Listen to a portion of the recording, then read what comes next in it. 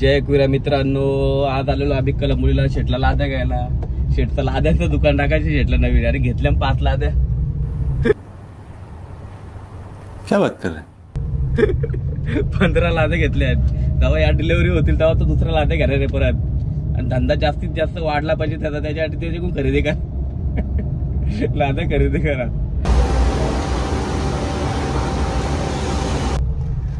कांबोड्याला आम्ही सीएनजी टाकायला आलेलो. तिथे गर्दी बघा किती. नाही आम्हाला पण जवळजवळ पाऊण तास गेला. पाऊण तास गेला आपल्याला, अर्धा तास पाऊण तास गेलाच तरी पण आम्हाला. पण तिथे लाईट गेलेली आहे आणि सीएनजी पंप बंद आहे. त्या इन्व्हर्टरवर चालू केले बिचारे, एका जनरेटरवर चालू केले. तरी आपला गावाला एक जण येऊन सांगतोय माझ्या गाडीत 8 किलो सीएनजी बसते, तुम्ही 5 किलो भरली कशी. पण 5 किलो भरली, पण ते 5 किलोच पैसे घेतलं. जर लाईटवर मला वाटतं लाईट नाही, त्यांना प्रेशर नाही, तर ते तरी करणार काय? तुझं काय मत आहे? ते करणार काय सांग मला? ते काहीच नाही करू शकत ना. त्यांच्या हातात थोडी ना इन्व्हर्टरवर किंवा जनरेटरवर ते दिलंय ना आपल्याला पंप चालू करून. तर नाही दिलं तर काय करायला? बसाल गारट माशा मासत.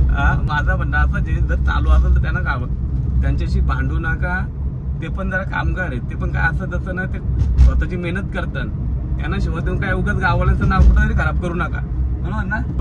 8 किलोचं पैसे घेईन ना 5 किलोचं पैसे घेईन, मग जाऊन ते मॅनेजरला बोला. काय बोलायचं आहे तर ते कामगारांना नका बोलू. तरी पण कुठं पण गाववाल्यांची इज्जत घालवू नका. काय करायचं असेल तर नीट विचार करून करा, नाही तर दोष पूर्ण गाववाल्यांना बसतो या गोष्टीवर.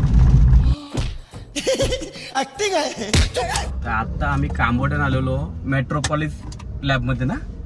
मेट्रोपॉलिस लॅबमध्ये भाऊंचा ब्लड चेक करायला. तर 8 तास, मला वाटतं 12 तास नसतं जेवायचं ना.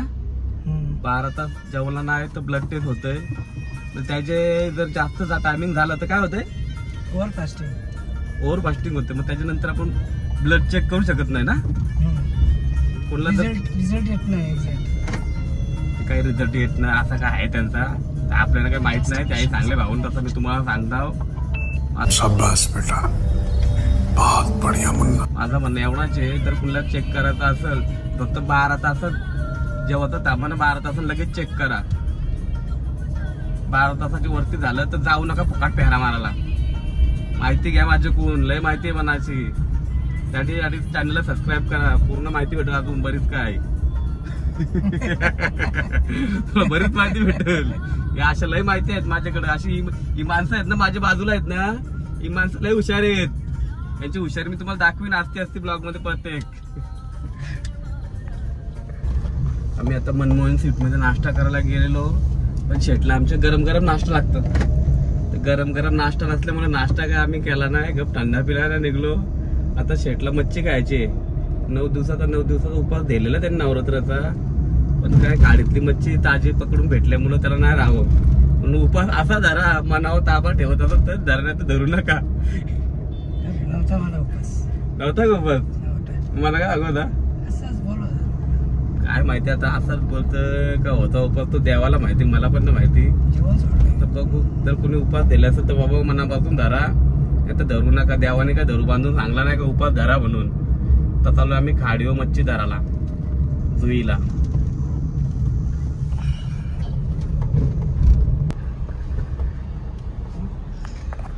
जुईला तर ग्रामदेवी आणि गावदेवी मंदिरात दर्शन घेतलं आम्ही. मस्त पैकी एकदम बरा वाटला आम्हाला देवीचं दर्शन झाल्यावर.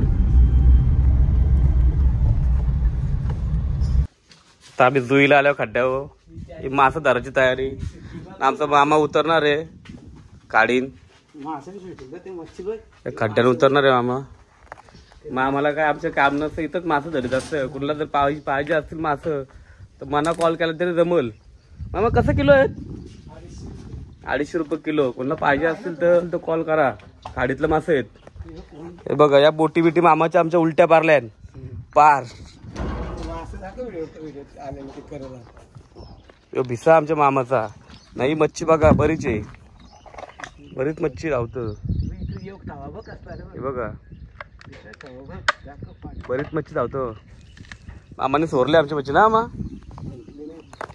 ही सोरली ना म्हणजे मामाची स्वतःची मच्छी नाही, कोणी पण येऊन धरू शकतो. सोरली ना मच्छी म्हणजे ही मच्छी गावकीची ना. मग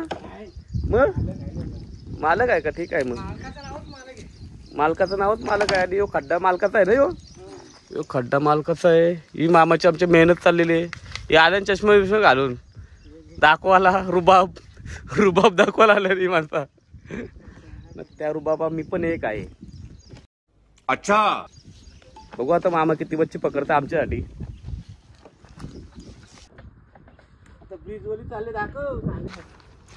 आणि आता अटल सेतूवरून जायची आम्हाला. अटल सेतू पार करायची. या अटल सेतूवरून आम्ही चाललो आता. बघा किती मेहनत हे नुसतं घेतल्यान मासं धरायला. मामाने तर पार कांद्यावर हे चिंबोरे धरायला घेतले ना भूषण भाऊजानी आमचे. हे चिंबोरे लागतात त्याला, हे चिंबोऱ्यासाठी घेतले त्यांनी.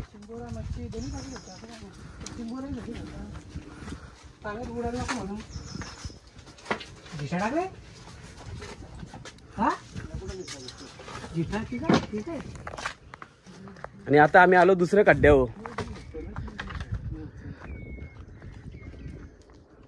आता मामा आमचा भिसा टाकायला चालले आतमधीन. पावंडी सोरीत चालले. अरे टी शर्ट तरी काढायची ना. हा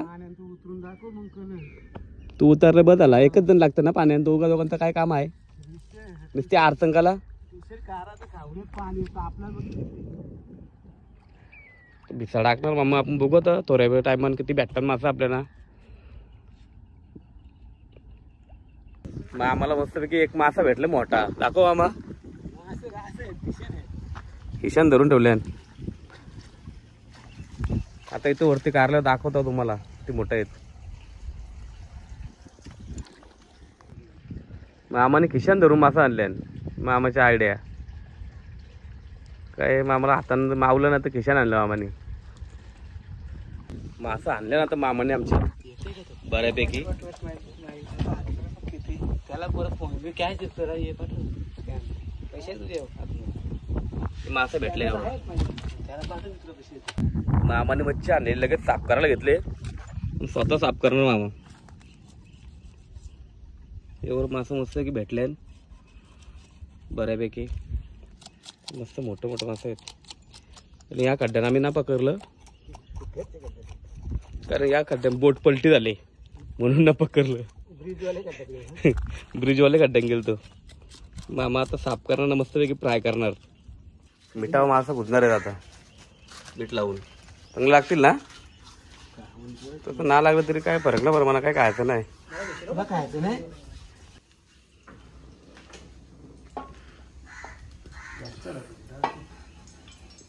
मासं फ्राय करायला चालू केले आता. आता केलीचे पानावर टाकले फ्राय करत. तेल टाकले खाली ना पानवरती, त्याच्यावरती मासा. मामाची आयडिया आहे. तू इकडं काय करतील ना काय नाही.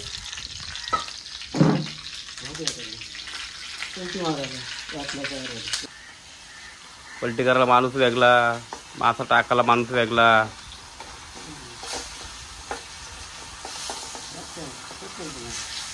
तर पलटी पण नव्हे झाला. तसा टाकला डायरेक्ट चिकटेल ना मासा. हा खाली चिकटते त्याच्यामुळे केलीच्या पानावर टाकले. ही दोघांची जीवाची तरफड चालू आहे.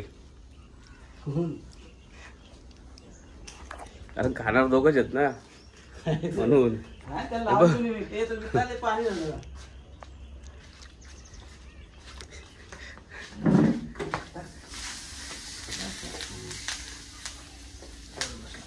खायसाठी काय करतील ना काय ना. असं घरी ना काम करणार आहे. इथं बाबा काय सांगा काय नाही. चिंबोरी पण कसली मोठी रट्टी. मामा चालल्या तर धाराला भेटते का ना बघू.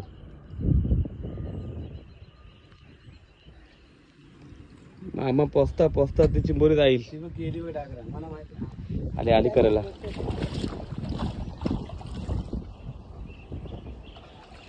भेटली ही मामांची बर धरली.